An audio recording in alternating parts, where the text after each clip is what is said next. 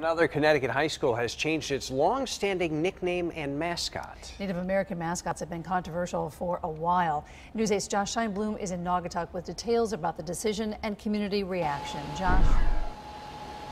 Ann and Darren, it's not just in West Hartford that people are talking about that name change. In fact, it was discussed earlier today right here in Naugatuck at the high school. That's because their football team took on another team from Watertown that some say also has a controversial name.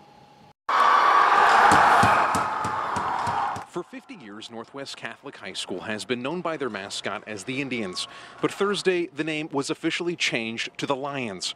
On the school's website, it explains the reason for the move was because, quote, during the last 2 to 3 years, as momentum has grown among groups of students, school leaders, and alumni who believe that the continued use of a Native American name was both insensitive and not representative of Northwest Catholic's core values, end quote. Before the reform, Northwest was far from alone in their use of the word Indian. In fact, the American Indian Cultural Support Organization lists 23 schools in Connecticut that use what they call racial mascots. Watertown High School is among those on the list, and many who cheer on the school have an opinion about the decision made at Northwest Catholic. We're not discriminating against anybody. That's just been the logo for the Watertown High School for eons. People from Watertown have mixed opinions. If they choose to change it, then you know what? I'm good. I'm okay with change. Yes. There was also debates on how to change it and something like that, but Watertown Indian has been around forever. Some students agree, saying their so-called Indian mascot isn't culturally insensitive at all.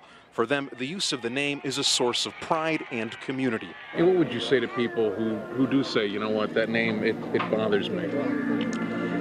Personal opinion is personal opinion. I can't really change that, but from my point of view, I would tell them that, as a high school student, and if Indians is my type of thing, that I have to represent what I believe in.